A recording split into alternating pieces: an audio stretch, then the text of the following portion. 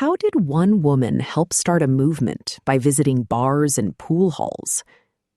Ella Baker spent her days in smoky pool halls and on rural North Carolina farms, intentionally avoiding the bright lights of national stages.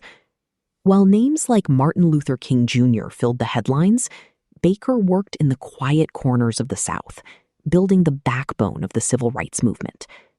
Writing on 10 June 2026, the Smithsonian profiles a leader who believed that strong people don't need strong leaders.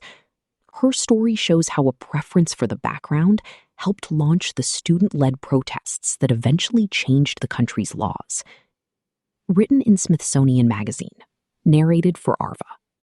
America at 250, The Revolutionary Spark.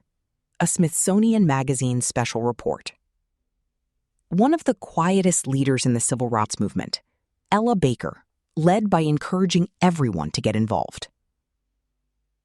Baker's work was instrumental in the success of the NAACP and other organizations, but she did it in a way that didn't put herself in the spotlight. That was by design. Ella Baker built in the background.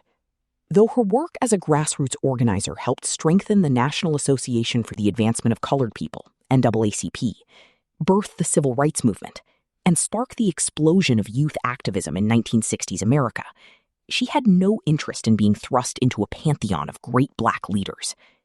Strong people, she once said, don't need strong leaders.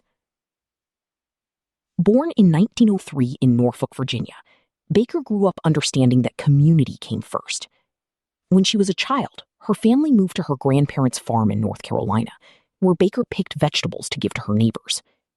In her 20s, she ventured to New York at the peak of the Harlem Renaissance, working as a journalist and helping launch a black co-op during the Great Depression. The day of sharply defined individualism is rapidly giving place to that of mutual interdependence, she said in a speech at the time. In 1941, Baker became a field officer for the NAACP, spending nearly half of that year and the following one traveling the South and helping branches of the organization develop programs to address local discrimination and unemployment. Although the NAACP had a top-down power structure and often served middle-class interests, Baker encouraged local chapters to represent people from every walk of life. She had no problem venturing into bars and pool halls to recruit new members, and she insisted that defending the town drunk from unlawful arrest was as important as any other case the NAACP might take up. Her grassroots style led to clashes with the organization's leadership, but it worked. She oversaw a membership drive that doubled the NAACP's rolls to more than 400,000 people in 1944. Baker's biggest contributions were to come. When the Montgomery bus boycott began in 1955, it was exactly the sort of mass action she'd long envisioned. With her activist friends Bayard Rustin and Stanley Levison, she conceived a Southern counterpart to the NAACP, focused on direct action. Rustin persuaded Martin Luther King Jr., who had become the face of Montgomery's boycott, to lead the new organization, dubbed the Southern Christian Leadership Conference, SCLC. Baker served as the SCLC's first full-time staff member and eventually as its executive director, doing unglamorous but essential work. She found the SCLC its first office, near downtown Atlanta, and wrote many of its public statements, some under King's name. She launched its first voter registration drives and helped disenfranchised black Southerners file voting discrimination complaints with the Federal Commission on Civil Rights. Still, King and Baker butted heads. Baker was committed to a mass movement that would cultivate local leaders, empowering everyday people to do grassroots organizing. The SCLC, by contrast, focused on building King into a national hero who could lead the masses in protests and marches, creating political momentum, but not necessarily expanding local organizing. The SCLC was also a boys' club. Only one woman, a Montgomery bus boycott organizer named Erna Dungy, sat on the 33-member board, and Baker felt that the SCLC often ignored her because of her gender. In a group of ministers who are accustomed to having women largely as supporters, there was no place for me, she later said. In April 1960, she organized an SCLC-sponsored retreat in Raleigh, North Carolina, for more than 125 student activists from around the country. The Greensboro lunch counter sit-ins had begun just a few months before, sparking a new wave of protests by young people willing to get confrontational. Baker wanted to channel that spontaneous, youthful defiance into a coherent mass movement. While King and some of the older ministers argued that the students should form a youth arm of the SCLC, Baker encouraged them to launch their own organization.